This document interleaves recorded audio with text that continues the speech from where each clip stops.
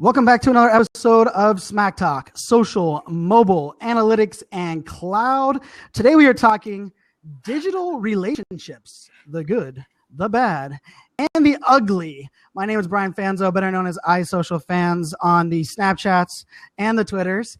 And as always, we're broadcasting on a Friday, and I think it brings the extra passion to us. And also, as always, it seems like not very many episodes are we both in our home, and Daniel is on the road today. But you are in Indianapolis, I believe. Daniel, how are you doing? Beautiful Indianapolis, and if I could think of anywhere, Ryan, that I would rather be. But the good news is we're on the same time zone, which is rare for us. We tend to, even when I'm in your time zone, usually I'm not where you are because you're usually somewhere else. So that was good. That helped for us to actually figure out when we could get on and do this. So that was actually a really good thing. But yeah, I'm actually stoked. It's a personal. I'm off. My daughter's soccer team won their state tournament, and they're playing regionals here in Indianapolis all weekend. It's me, my daughter, and soccer. And you know what? I had gas station coffee this morning. It's on my Snapchat. It was quite depressing. I didn't have time for 2 stops though.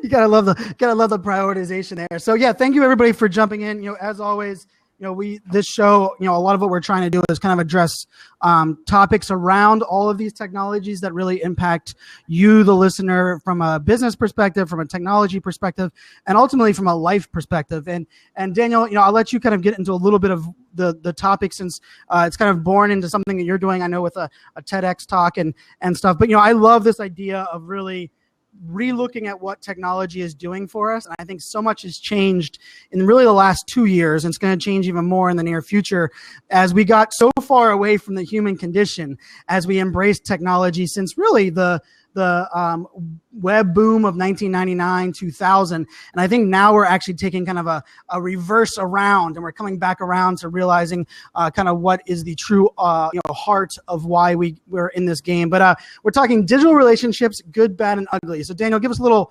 background on the topic, and then we'll kind of get into a little bit of what we discussed on this topic. Yeah, so I'm glad you said the word human, because I think what's been happening to me over the past few months is I find myself kind of staring off into space a little bit and thinking a lot. And it kind of came back to some of these little quotables I hear all the time. And it's the quotables I love and it's the quotables I hate. It's the hashtags I love and it's the hashtags I hate. It's the emoticons I love and the emoticons I hate. And I got into this place where I'm thinking about, we spend so much time giving half-ass effort to so many relationships that I'm starting to wonder, are we actually making any meaningful progress anymore by trying to get on to everybody? And Brian, you and I talked about this a little bit.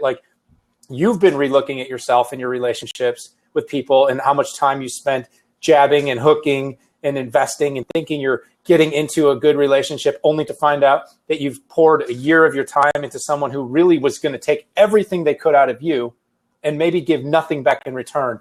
And so I'm doing this TEDx talk, and it started out, the topic that I ended up getting selected for was called Deeper Relationships in the Age of Emojis.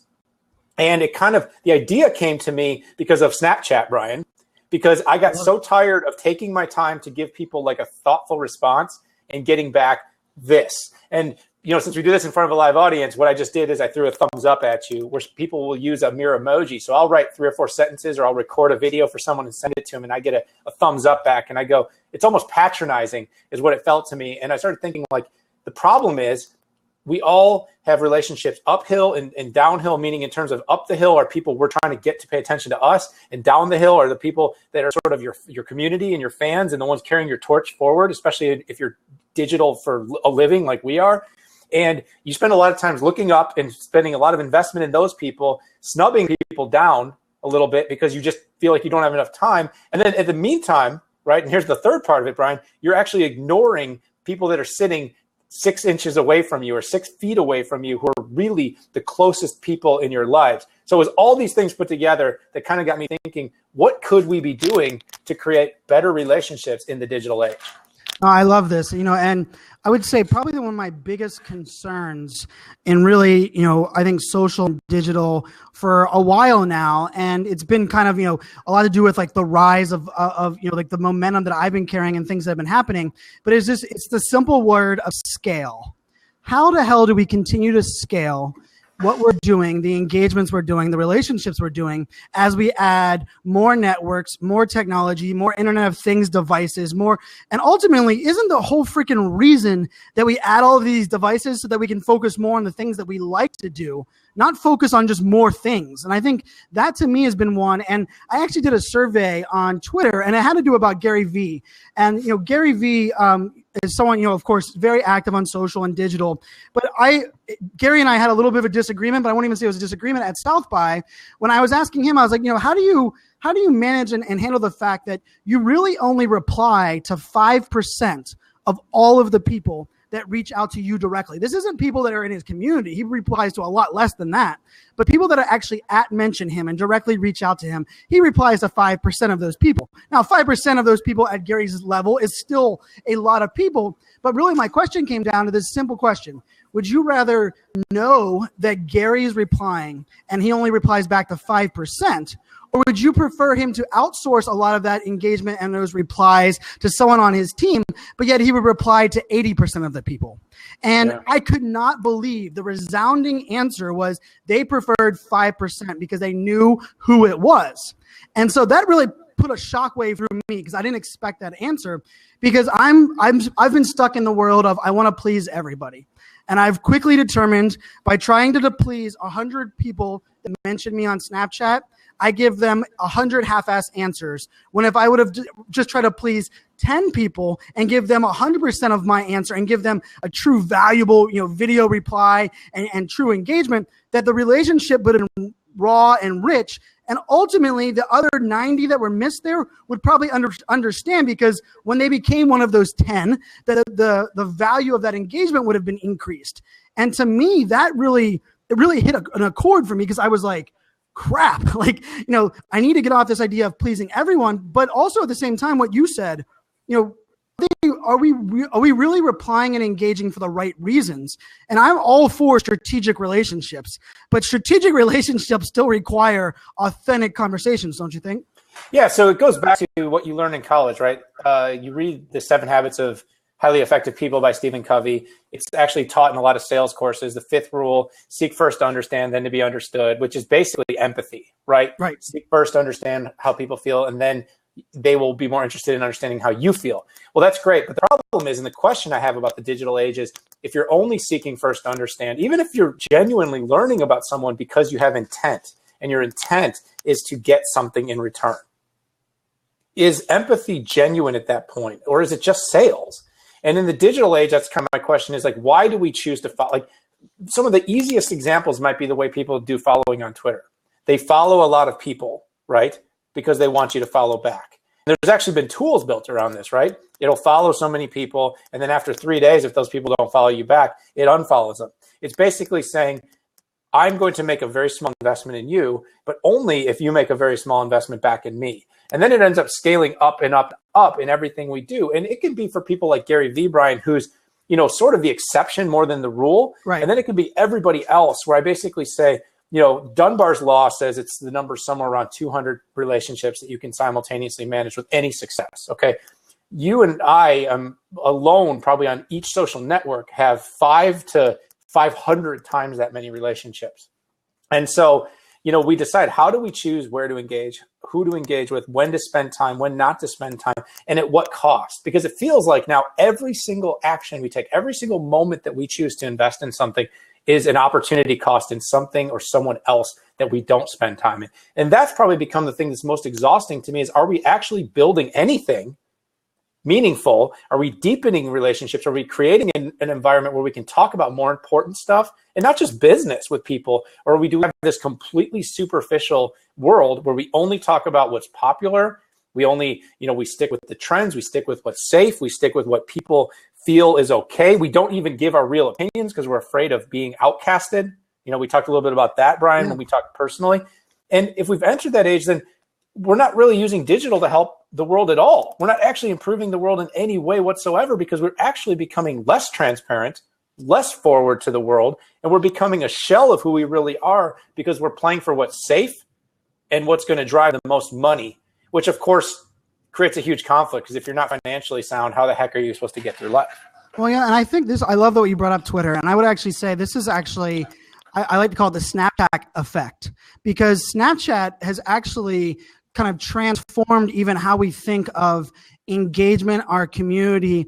And for me, Daniel, you and I both have daughters and kids. And, I've said for a long time that I think that I'm so excited that my daughters will never feel alone or siloed, or not never, but the ability for us to connect with people around the world. And if you love underwater basket weaving and you like your hair dyed pink and you prefer to wear black trench coats, you're going to find somebody else like that in the world that is similar or that relates with you, compared to even when we grew up as millennials. We grew up very much still in the world pre-Facebook, pre-cell phones, even pre-pagers whenever we were growing up, that you really only knew and were exposed to those people that were directly around you and wherever you went on vacation. Really, if you think of it that way, we knew where Disney World was, we knew where the sporting events were. But for me, I've walked the streets of DePaul. I've been to Australia, every single morning in Queensland. I get to watch someone wake up in the morning on Snapchat, Dan Moore, and he walks out of his door and he walks around and shows me the culture and how they order a coffee, and all of these things that we're exposed to, I think are amazing. But I think what this point that comes back to it as well is, at some point, we have to not only kind of understand what those get us, but I think prioritization on those is actually one of them. Because if I think about on Twitter, for example, I love Twitter. If I follow you on Twitter, that means I'm interested in hearing what you have to say. But I won't see what you really have to say unless I put you on a Twitter list. And then once you're on a Twitter list, I add you to probably 3 Twitter lists that I watch every single day on Twitter. So that breaks it down to really only 1,000 of the 70,000 people on Twitter that I follow are technically people that I'm targeting to, as a relationship, or I want to share their content. So I also think of this world where that whole idea of following to get more followers, that's a strategic reason. And there's value for that, even though I used to hate it. There is value there because I've seen the value. I've been presented financial options in that value. But then I also think of, just because I'm following you, and I know you probably get this as well, Daniel, everyone kind of appreciates people being busy, and people appreciate what you're doing. But I'll have someone that all of a sudden out of nowhere on Snapchat said, "Hey, Brian, where the hell have you been the last 10 days? You haven't messaged me at all." And my reply back wants to be, did you watch any of my snaps? We're connected on every single channel. And your question to me is, where the hell have I been? And if you look back at it, I've traveled to 3 countries. I've done 4 speaking events. I've been on 10 airplanes, and I've snapped and posted about that. So how dare you kind of reach out and question my value to our relationship when you didn't even take the time to consume my content? And I think that's a little bit of this point too, where do we kind of weigh that? Because when someone does that to me, I look at that as going, that's not a friend relationship, because that whole idea of a friend relationship is, Daniel, you and I can go 5 days, even as business partners and all that things, without really having any active, conversation, watching each other's snaps, and all of a sudden message and say, hey, jump on the phone, and we pick it up like it's nothing, right? And that's that true, relationship versus just a follower. And I think this world we're living in now, as we even add more digital distractions, I think prioritization and kind of figuring out a way to manage that is probably more important than anything else. Yeah, but that cadence comes from years of ups and downs, months of, of trials and tribulations. It doesn't come, and that's kind of my point, is how many of that kind of relationship can you have? And when you find a handful, 5, 10 of those, is it worth taking that time that you're spending trying to reply to everybody? And maybe just pouring all that effort into those 10. And going back to what Gary said, you know what, if you're a fan, okay, I'll have my people respond to 80% of you, but I'm going to only focus on my 5. And that'll win, kind of everybody along the way. So, it's really, really hard because, there's a couple of things at stake here. But one is that if you're trying to please everybody, right, Brian, you're going to wind up pleasing nobody. And that's not just a business trait. That's a life trait, right? And you're trying to please everybody, you're ultimately going to fail. And like I said, in my efforts to please everybody in the digital space and even in the workspace, I've failed at home numerous times. And you go, why the heck am I failing at home? Why am I missing stuff from my kids? Or why am I sitting at dinner not asking them about their day, but I'm busy worrying and asking everybody else about theirs because I feel this obligation. It's almost sociopathic how bad it can become. So that's one big thing on my mind. And a second thing I kind of want to transfer is what is this idea I have of relationship currency. And it's that basically we get frustrated because we're looking for this equilibrium. We're always looking for balance in relationships. And so, you kind of talked about like people not paying attention to you, and you're kind of keeping that score in your head. So let's call it relationship scorecards. Right. And I think in the digital age, one of the biggest mistakes we make and one of the biggest opportunities is to stop keeping score. Yep. And because what we all end up doing is we end up spending a lot of time feeling out of whack for the people who we've invested in that haven't invested back in us.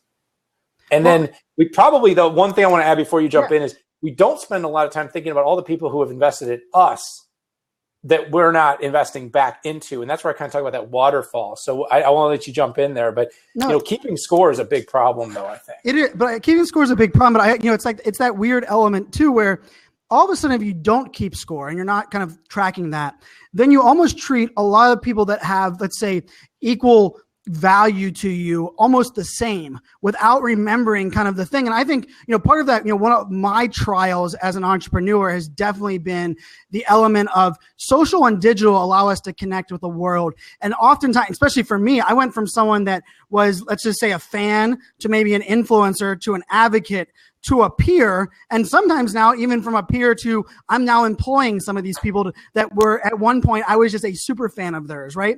And I think for me, one of my big mistakes was kind of thinking that everyone in my same line of business was not only a friend online and offline, but was a business friend as well. And I think that was one of those ones where you start to realize that you have to not only like kind of, I wouldn't even say keep score, but you have to ultimately in your head know what that relationship means to you, both personally and you business, right? And I'm one that believes that, the old way of your boss being someone that can't be your friend and can't, go out to a bar with you. I think that's the old way. I think that's broken. But that also then becomes, we just open the sticky door of, well, how do you fire your friend? I mean, I was 15 years old and my family owned a frozen yogurt shop. And one of my friends who was 17 years old was working at our family yogurt shop. And my dad walked in and caught him drinking a flask in the back. And my dad simply went back to our house and said, Brian, it was your friend. You vouched for hiring him. Go into the store and let him know that he is no longer employed. And I had to fire my friend at 15 years old. And he was someone that was older than me. And for me, that became one of those things that not only managing up and understanding, friendship versus business, but I think one of the things here, Daniel, and this is a term I'd love to hear your thoughts on, is compartmentalization. How do you compartmentalize some of these relationships and some of these things? Because I really see a struggle with a lot of people that look to me to mentor them, that they look at everybody as competition and they look at everyone else with envy, rather than looking at everyone else as opportunities to learn and possibly friendships to actually grow. It's because in this digital world, we have all of that is in our face. But I'm curious, what are your thoughts on the whole idea of compartmentalization when you're leveraging these technologies to build some of these relationships? Yeah, I think it's hard to compartmentalize anything. I think part of being human is some people do this better than other people, but the stuff you mentioned, Brian, the envy of other people and what they're doing, the constant keeping score, the constant comparison, I think it's good to have a goal. So I think it's always good to have people you look up to that say, these people are doing it the way I want to do it, and I'm tracking them. But I think if you create everybody and they all become your competitor, then you end up setting your life up to be really disappointed. And the other thing is you only see a glimpse of people. I call it your Facebook life. Like some people are more transparent than others. Some people share much and are way too open about their success and failures. But as a whole, what you see on social is generally a positive spin on everybody's life. So you tend to always see the better, and a lot of the bad is left out. So if you're using social and digital as your benchmark and comparing, chances are you may actually be quite disappointed were you given the opportunity to change lives with these people who you think are star celebrities and who are doing so much better than you because of perhaps a quantifiable metric that means very little, like how many followers you have or how many speaking gigs you've done. And who knows if you've even been paid for them. So the long and the short is I think, compartmentalization is tough, but what I've found and what's kind of gotten me to where I am, and if you could say it's good or you could say it's bad, and it depends on who you're comparing to, right? But is running my own race. I heard this a long time ago from I read a blog a long time ago from, remember Jessica Northey? Oh, yeah. And she called it Run Your Own Race. It wasn't her first idea, but she was one of the first, what I would say, kind of power influencers on Twitter. For sure. That kind of built a huge following. came out of kind of nowhere and almost gained semi-celebrity status because of her ability to grow her Twitter. And it yielded her a lot of good and bad will from people. And so she wrote something called Run Your Own Race. And, me and my career, Brian, is kind of the same thing. Like, I focus on building business. And I've always said, like, if you do things that really inspire people, they will carry your torch for you. You don't have to constantly ask for the support. You don't have to constantly put it out there. It's okay. Like, you and I have always had a little bit of difference about celebration. Right. But even I understand that there's times that, hey, put it out there. Like, I had that video yesterday. I was really excited about it. I didn't actually put it out so much about my own content. I was really excited because I was super impressed with how Sarah did that video. Like, she totally surprised me with what she came up with. But the point is I wanted to celebrate. I shared, and I found a lot of people in the community wanted to share and be a part of that with me. But overall, every day I wake up and I think, if I build great businesses, if I create content that helps people do their job better, think about their life differently, make one little change that helps them in some way, then that's what the best I can do. And if they take the time to recognize me for it, great. And if they don't, I can still get up tomorrow and feel good because I'm running this race and I'm going towards my goal. Well, and my goal. Let me poke you on that for a second. When you're with that being your goal, because I think everybody has a little bit different individual goals. Do you then strategically build relationships that ultimately are built towards your goals, right? Because I think that's this idea here where, with that in mind, with that, business success and what you've been very, and I've been fortunate enough to learn from you in many of these categories, but this idea of relationship and the empathy side, part of that weird thing on Snapchat, I think the reason we keep kind of going back to Snapchat, even if you're not on Snapchat, I think Snapchat is that weird element of all of a sudden it became so real and raw and okay for, mistakes and for you to show things that are like kind of silly and fun that had never existed on any other social network, just because, like, to your point, we were kind of spinning off our 1% of our success. But my point is, Daniel, from a relationship building perspective with what you're doing on social, are you tilted towards doing it towards things that are going to lead you to that goal of business success? I think that's what the journey I'm on right now. I think that's the whole purpose behind the TED Talk, is I'm kind of trying to explore if that is actually the right track for me. Like, I think I could say from the start to now, that's absolutely been the case. I've looked for like-minded collaboration, people that tend to support my views more than people that oppose them, which is a huge problem, by the way. Agreed. It's a huge problem for our development. I tend to look for people who are at similar status, whether good or bad. Like, I don't chase Gary because Gary's not going to make time for me. I know this. There's a lot of people that do, but I think there's a lot of people I can collaborate and learn from in a bi-directional fashion, who's going to give me more than a thumbs up or a high five response. I don't have time to chase that. Like, we're busy too. We have to place a value on our own time. Right. So yeah, I think, Brian, you kind of hit that on the head a little bit. Is I think that's really the journey of where I'm trying to go. And I think you are doing it the same a little bit yourself right now. Is like, I want to dial back. It's not that I don't love all the people in our communities that support our shows, that share, that help us. Like, I do. It's a very, what do you call it? It's a selfish type of love, though. Right. It really is, because I don't know most of them. Like, in my Twitter, if I get 20,000 mentions a month, I know 100 of those people. And, the rest of them are sharing my content, and you make comments like, well, I love all of you in our community. We love the fact that people are sharing ideas and beliefs and adding and helping us grow both our brands, our business, our talks. But that love isn't the same as the love for a friend, a spouse, a child. And so that kind of brings me to my next question, Brian. Let's talk about what a friend is. Maybe this is the biggest problem, is that we use the word friend interchangeably and incorrectly so commonly, right? Like, hey, Brian, I want to meet your, my friend, your friend, my friend, like Brian Solis, right? Cool guy. Right. Yep. We're good acquaintances. If someone asked me and said, hey, can you introduce me to Brian? I'd be like, sure, Brian's a friend of mine.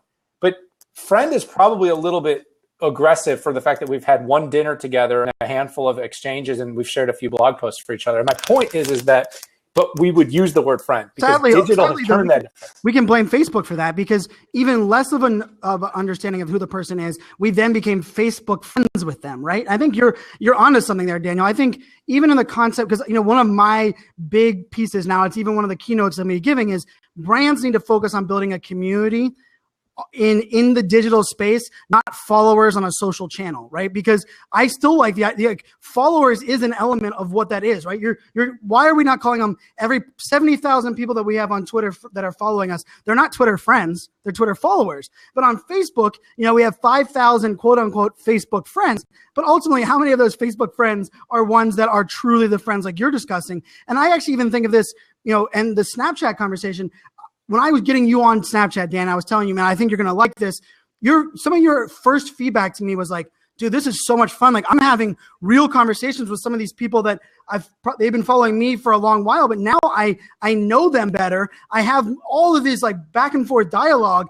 And you had a huge Twitter following before I did. And I think that's one of these things that's like, Snapchat is actually kind of allowing us also to prioritize, like, who do we want to reply back to 5 and 6 times on video? Because that's more of someone that we would go to coffee with than we would have to dinner, that we'd probably invite over to our house compared to even our Facebook friends, let alone our Twitter friends, let alone even LinkedIn, which is even worse because, heaven forbid you like happen to walk by and give someone a business card, you're then LinkedIn friends. But I think you're onto something there with the friends concept, because I think friends, the idea of a friend is a lot different today than it was pre-Facebook, because really the friends are really have turned a lot more into, but it's the bridge between a follower and an acquaintance. It's like that became a Facebook friend, and really what is a true friend? And then in the relationship to business, does a follower, is the path for a follower to become an advocate different than a path from a Facebook friend or an executive friend for them to become an advocate? I think that's also an interesting discussion moving forward. Oh, no question about it. Well, and you had a chance to refer to your dad, and I'll refer to mine. So one of the sort of thoughts that this whole talk was around, and this whole idea of deeper relationships, was from the time I was a little boy, my dad used to always tell me, he'd hold up his hand with his 5 fingers on his hand, and he'd say to me, this won't make sense to you now, but someday it will. And he said, if in your entire lifetime you have 5 real friends, 5 people who at 2 a.m. you could call and say, be here, and they wouldn't even ask you why, they would just come. You're a lucky person. And, we're in this age, we're these pager-wearing millennials. We haven't had Facebook our whole life, but I remember from the time I was little, I was always about collecting friends, because if I had more friends, I'd always have someone to do. I'd always have something to do. I'd always have a baseball game or a game I could put together, or someone to come over and play Nintendo with me. And if my first friend wasn't there, I'd have my second and my third and my fourth. And, I remember my mom, I used to have her call down the list, my 35 friends, to make sure I'd have someone to come over. And then digital has absolutely, created exponentially this effect for our kids and for the next generation. And now we have 1,000 or 5,000 friends. And the problem is, Brian, we don't have friends at all. So this is part of the exploration of it, is even with all this connecting, and even with the fact that you can go anywhere in the world and people now, how many of these people are really your friend?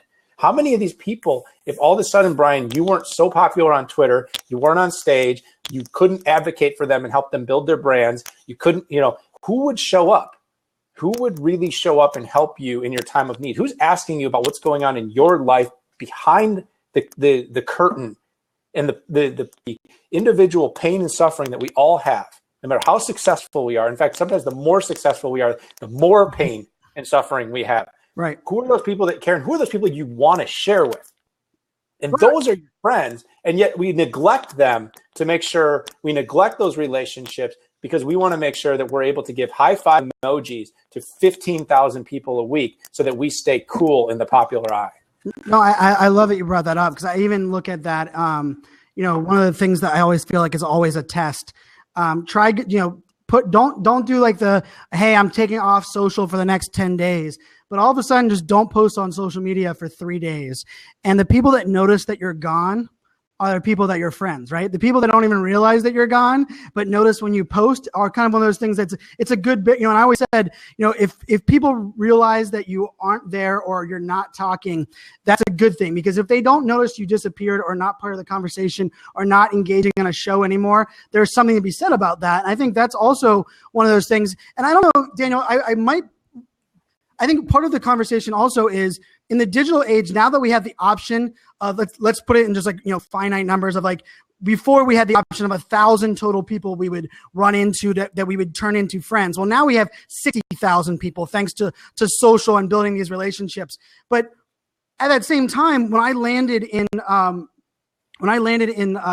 Ireland, when I flew to Ireland earlier this year, there was over 40 people that traveled and flew in and migrated to where I was just because I came into town, right? And that to me was like mind blowing. Like I'm like, what in the world? Like I can't even get like 5 friends to show up around me that I grew up with to come out to dinner with me, and yet I flew into town into Ireland and 40 people went out of their way, spent their own money just to get FaceTime. And I think of it also in this world of like, you might not realize that even if the people that are in front of you, just because you can touch them or maybe you've known them for longer, doesn't mean that they're more of a friend. But it's the idea that like you still do have to prioritize. And I agree with you. And just because someone's flying to meet you, a lot of it was because people thought they could get business from it, right? Or that element. But I love the idea to think that, you just talked about Sarah Moore. So Sarah Moore is in Australia, right? Sarah Moore was someone that was on Periscope. I met her on Periscope, became friends with her on Blab. We started to have more of a conversation. I introduced her to you, Daniel. Daniel, you started to build a relationship with her. You then hired her on to do a project. She now did an awesome video about your speaking engagements that's on your Facebook page. Let's be real, that doesn't exist. Well, if live streaming didn't exist, I probably don't know who she was, because even on Twitter, we didn't connect at that level, at that fast of a pace. I mean, in less than a year, someone can go from, that quickly into that relationship. But at the same time, are those, when we're spending time with those people, are they more friends or more of a priority than who we have offline? I don't know. Well, and that's kind of the thing, is there are some tremendously wonderful, pick an adjective to describe happy relationships that come out of digital. You and I would not know each other if it was not for digital. We would not have built a relationship and a friendship over time, over years of working together. And like I said, and years of ups and downs. But at this point, I can call you a friend, but it didn't start that way. No matter what you even say, a handshake to a hug, even that hug doesn't necessarily represent a friend. That hug represents hey, I want to learn more about you. I want to invest some more time and energy into you. But at the same time, we can't do it all, and we can't have that kind of relationship with every single person. So it does come down to having to make choices and picking and choosing where we spend our time, and accepting the fact that we can't make everybody happy, and we have to understand our goals. Where I started out with this whole topic, the whole reason I want to do this with Ted is not to do a talk to make everybody feel like crap that they spend a lot of time on social media taking pictures at sushi with people they love because they want to impress people that don't care. We all recognize that that's a little bit of a problem. It's how do you balance in your life? How do you find equilibrium in your life in a time where it's easy to neglect the people you care about and love and the people that care about you, to try to gain the attention of people who you're really only trying to transactionally grow with, and then make decisions of how much time do I put into each bucket?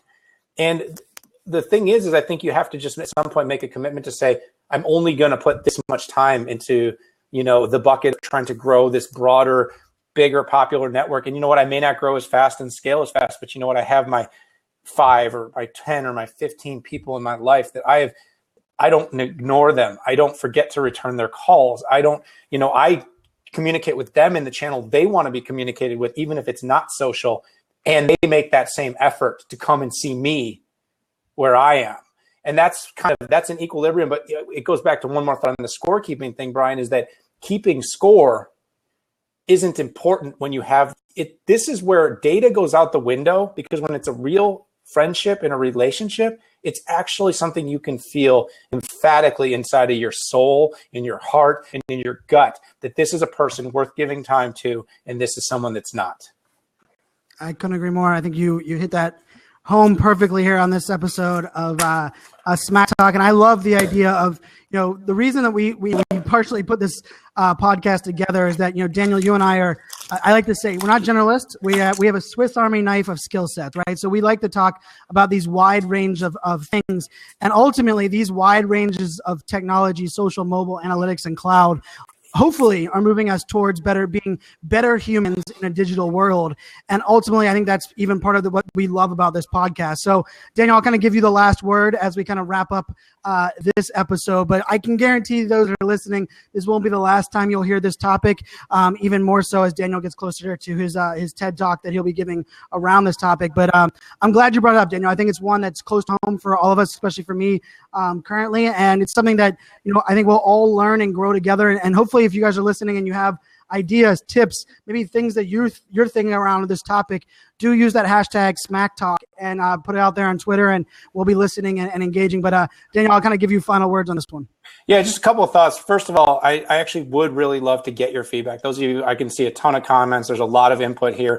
Part of doing this in front of a live studio audience is the chance to actually see people's thoughts. And even though because it's a podcast and not a blab show, a typical blab show, we're not as engaging. But I would love to hear from you guys on Twitter. So I'm putting my handle on here, or on Snapchat, what you guys actually think about this topic. And some people might not feel comfortable in public saying that they feel or they disagree with us. And that's part of my whole debate here. And where I really want to come away from all this with, Brian, is in an age where there's so much disappointment, in an age where there's so much tragedy going on in the world, so much travesty in the world, we have a really hard time talking about important things. And part of the reason I think we have a hard time talking for real about important things, how we really feel about politics, religion, race, all these different things, super sensitive issues, because we're afraid of being, chastised by one side or the other. So we don't speak openly, we don't speak freely. And because we have so many relationships that are not deep and not meaningful, I kind of look at you and say, what could you talk about with your 5 or 10 best friends at dinner? And you could say they might disagree with, but you would still hug it out and be friends at the end of the night, that you could never post on social media. And if you did post it or talk about it or engage on it, you would be absolutely thrown off the building, right? And if we could get to a point where we're moving the world forward, where we're only focusing on the deep relationships that actually matter, being able to talk about real issues with people, how far could we actually go? How powerful is all the information and data that's available to us to become more educated, more committed to moving the world forward, to making meaningful progress, to understanding that there isn't black and white to anything, and that it's always going to be shades of gray, and that together we can actually make this happen, Brian. And I think that's a topic. It's not typical SMAC talk, but I think for companies to be social, mobile, data, and cloud driven, they also need to be human driven. That'll never change no matter how much technology comes along. I love it. We are greater than me, that's for sure. And we can take that home across the board. So thank you guys so much for listening. Thank you for tuning in, subscribing to our podcast, sharing it with your friends.